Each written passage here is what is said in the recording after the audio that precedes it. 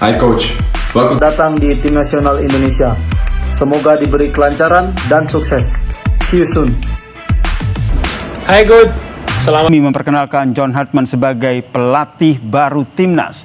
Pengangkatannya ini sebelumnya telah lebih dahulu diumumkan melalui media sosial federasi pada 3 Januari lalu. Pelatih asal Inggris dikontrak selama 2 tahun disertai dengan opsi perpanjangan 2 tahun lagi. Dengan demikian, John Hartman akan bertugas sampai 2027 dengan potensi penambahan hingga 2029, bergantung kepengurusan PSSI di era selanjutnya.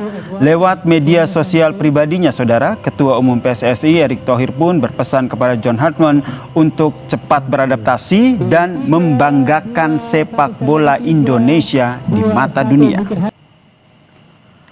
Semoga cepat beradaptasi, menikmati atmosfer sepak bola tanah air, dan memberikan yang terbaik untuk Timnas Indonesia. Mari berjuang untuk membanggakan Indonesia, tulis Erick Thohir di akun Instagramnya, Saudara.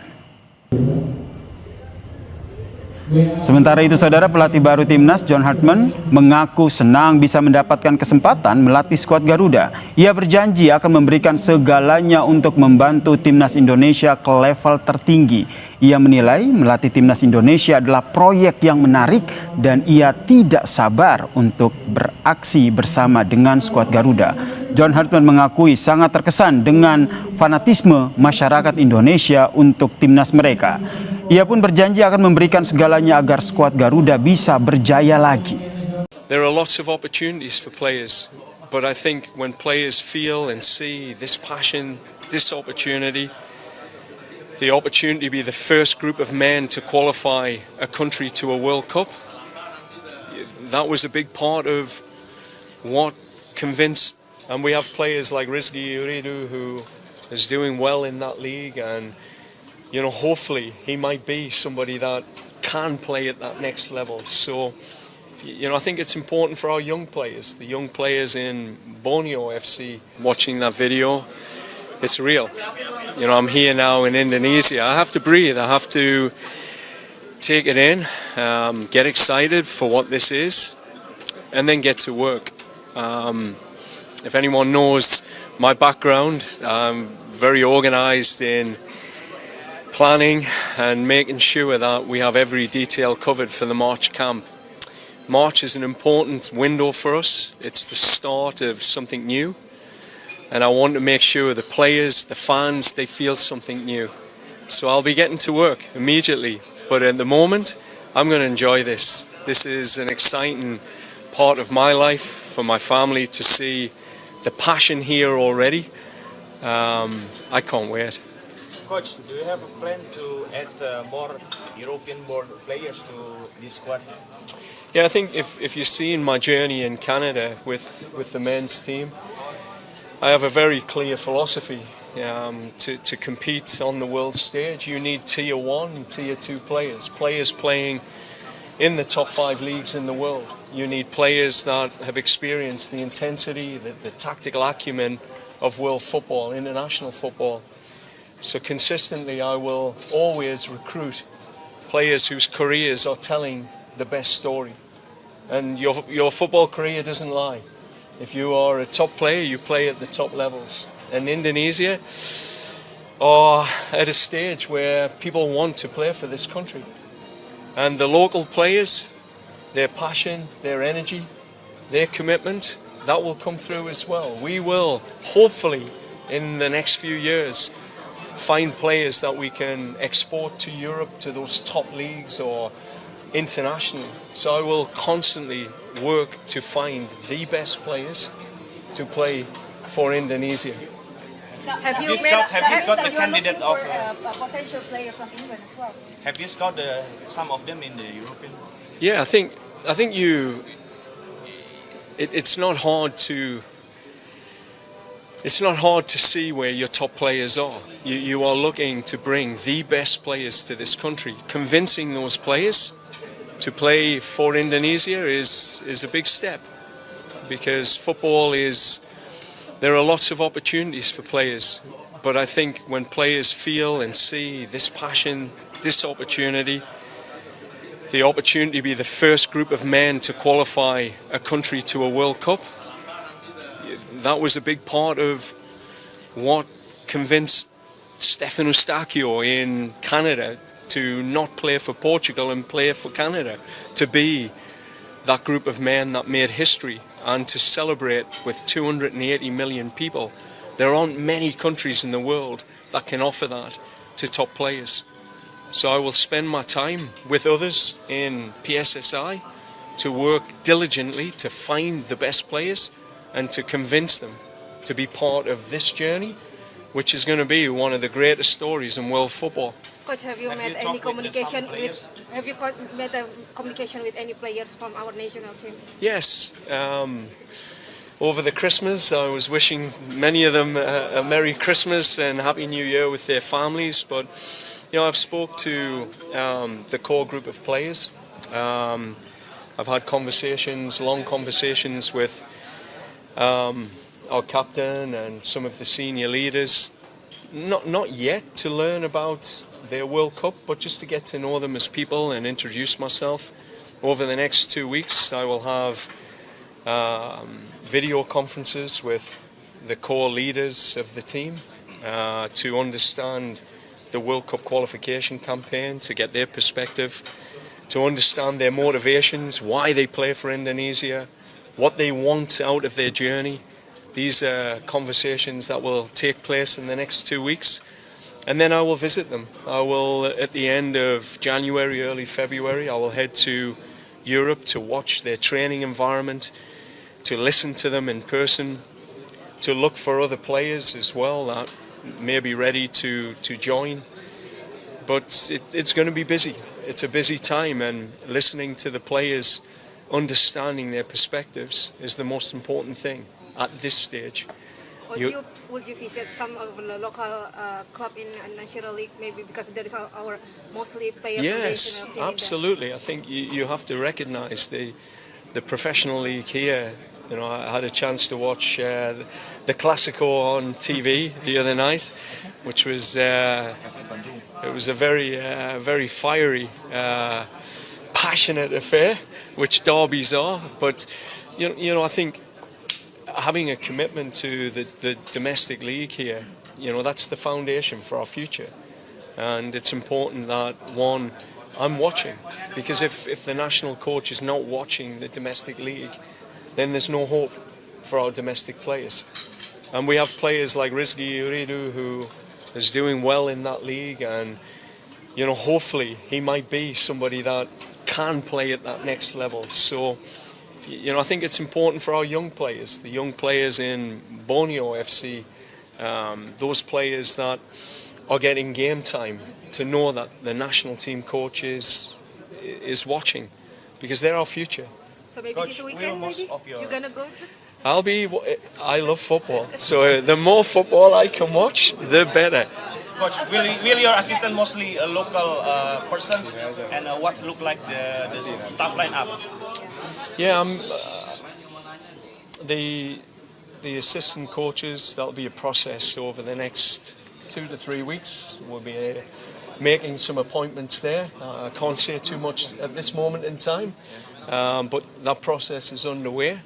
The local staff, the analysts, some of the sports science, etc. We will commit. My time in Canada with Dr. Milan, our goal was to leave legacy, to ensure that we, as best we could, used as many local people to give them the experience, because that's important. That's the legacy. When you leave this country, hopefully not too soon, maybe I can live here forever, who knows, but you have to leave that legacy of people, and that's the local people are important. Satu terakhir, one terakhir. In choosing the players. Pak Sumarji, terkait dengan komunikasi antar perangkat kepelatihan di timnas Indonesia sejauh ini dengan kehadiran Bang John seperti apa, dan nantinya ke depannya 6 bulan pertama bagaimana, apa yang digalakkan dari kehadiran Bang John di timnas Indonesia mungkin ya? Boleh? Yeah, quickly. Okay. So basically the communications Boleh between katakan, Mas? you and the remainder of the coaching staff that are local, what's the communication process going to be like between you and the local coaching staff? So I mentioned in the press conference analysis, you have to go through an analysis. So there'll be a post-mortem into understanding the World Cup qualification campaign. So I'll be meeting with individual staff, spending time to listen from their perspective, what their roles are, how they contributed to success or failure, and then understanding what we need moving forward. Is this a new future? Is it a revamp? Is it a reconditioning of everything we have here, and supporting the people that have that experience of a World Cup qualification, giving them the chance to go again and learn? All of those things are important. Last one, Coach, regarding to the players, are you open for the opinion from the federation, or are you going to in charge for the players instead of choosing the players? Yeah, I mean, national team coaches, they have to take full accountability for their decision making. As a national team coach, you have to consult. It's important to listen to the wisdom of the crowd. You listen to fans, you listen to experts, you listen to coaches in the system lower, you listen to professional coaches in the league. But the head coach, he knows when to turn that noise down and to make decisions. And that's the pressure, the accountability the head coach has to take. And I'm ready for that accountability and responsibility. The head coach will make the decisions on who plays in every game, across games, and in every squad. Alright, thank you. Terima kasih semuanya. Thank you. For Indonesian food, you ready? Ready. John Herdman resmi ditunjuk sebagai kepala pelatih Tim Nasional Indonesia Senior sekaligus merangkap pelatih Timnas Indonesia U23. Skema rangkap jabatan ini mengingatkan publik pada era awal Sintayong, ketika kesinambungan filosofi antara tim senior dan kelompok usia muda menjadi pondasi utama pembangunan tim nasional. Penunjukan John Herdman bukan keputusan sembarangan. Ia datang bukan sebagai pelatih instan, melainkan sebagai arsitek tim dengan rekam jejak transformasi yang jelas dan terukur. Dalam perjalanan kariernya, Herdman dikenal sebagai pelatih yang mampu mengubah tim mediocre menjadi kekuatan yang disegani, baik di level regional maupun global. Ia bukan pelatih yang keras kepala pada satu pakem, melainkan figur yang adaptif, fleksibel, dan sangat memahami konteks kekuatan tim yang ia latih. Pelatih bunglon dengan rekam jejak nyata. Di kalangan analis sepak bola internasional, John Herdman kerap dijuluki sebagai pelatih berkarakter bunglon. Julukan ini bukan tanpa dasar. Herdman dikenal sebagai pelatih yang tidak terpaku pada satu sistem atau satu gaya bermain. Ia berani mengubah pendekatan taktik bahkan di tengah turnamen, menyesuaikan dengan lawan, kondisi pemain, serta situasi pertandingan. Data perjalanan karier Herdman menunjukkan hal tersebut. Saat menangani tim nasional Kanada Putri, ia membawa tim tersebut menembus peringkat 5 besar dunia FIFA, sebuah lonjakan signifikan dari posisi awal yang jauh di bawah itu. Di level putra, ia memimpin Kanada lolos ke Piala Dunia 2022 untuk pertama kalinya dalam lebih dari 30 tahun. Lebih dari itu, Kanada tampil agresif, berani menekan, namun juga disiplin saat bertahan, ciri khas tim yang dilatih oleh pelatih adaptif. Pendekatan inilah yang kini ingin ia terapkan bersama Timnas Indonesia. Herdman menilai Indonesia bukan kekurangan bakat, melainkan belum sepenuhnya dioptimalkan secara taktis dan psikologis.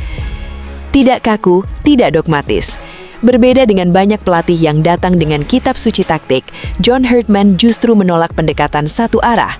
Ia menegaskan tidak ingin memaksakan sistem yang tidak sesuai dengan karakter pemain Indonesia.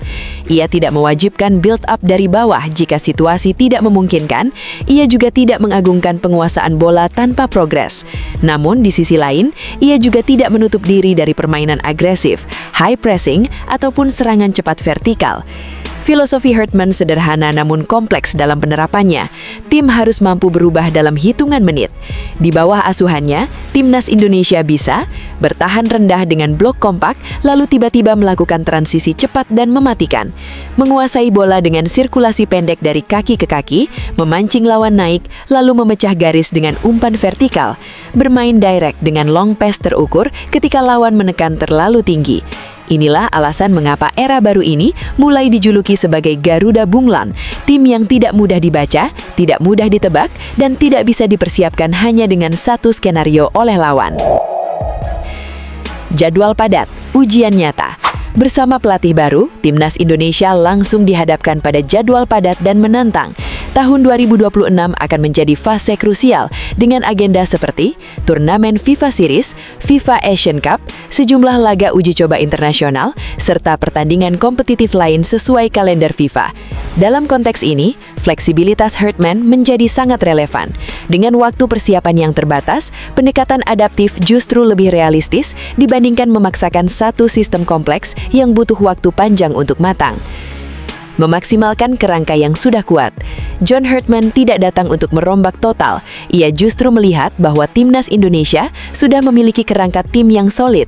Nama-nama seperti Jay Itzes, Kevin Dix, Miss Hilgers, Rizky Ridho, Ole Romeni, dan Tom Hay dianggap sebagai fondasi utama yang siap dikembangkan. Data usia para pemain inti menunjukkan mayoritas berada di rentang usia emas sepak bola modern antara awal 20-an hingga akhir 20-an. Ini berarti Indonesia tidak sedang membangun ulang dari nol, melainkan memasuki fase pematangan. Hartman hanya perlu mengkombinasikan kerangka tersebut dengan pemain potensial yang sebelumnya terpinggirkan, talenta muda dari Timnas U23, serta pemain diaspora yang sesuai kebutuhan taktik. Nama seperti Elkan Bagot dan Sadil Ramdhani disebut-sebut berpeluang kembali, bukan karena popularitas, melainkan karena kecocokan karakter dengan skema fleksibel yang diusung Hartman. Tinggal di Indonesia, memantau langsung. Salah satu poin penting yang membuat banyak pihak optimis adalah keputusan John Hartman untuk menetap di Indonesia. Ia tidak ingin menjadi pelatih jarak jauh yang hanya muncul saat FIFA Matchday. Hartman ingin memantau langsung liga domestik, memahami kultur sepak bola lokal, dan membangun komunikasi intens dengan pelatih klub. Dalam sepak bola modern, pendekatan ini terbukti efektif. Pelatih yang memahami konteks lokal cenderung lebih sukses dibandingkan mereka yang hanya membawa teori dari luar tanpa adaptasi. Menuju tim yang kompleks dan elegan, John Hartman tidak menjanjikan sepak bola indah setiap saat. Ia tidak menjual mimpi kosong, namun ia menjanjikan satu hal penting. Timnas Indonesia akan menjadi tim yang kompleks dan sulit dikalahkan. Bukan hanya kuat fisik, tetapi juga cerdas secara taktik. Bukan hanya berani menyerang, tetapi juga tahu kapan harus bertahan. Bukan hanya bermain satu wajah, tetapi memiliki banyak topeng di lapangan. Banyak pengamat menilai pendekatan inilah yang selama ini dibutuhkan Timnas Indonesia untuk naik kelas di level Asia, bahkan membuka jalan menuju mimpi yang lebih besar, bersaing secara realistis menuju Piala Dunia. Era baru telah bermulai. Dengan John Hartman di pinggir lapangan, Garuda tidak lagi terbang dengan satu arah. Garuda kini berubah warna, menyesuaikan langit, dan siap menghadapi siapapun.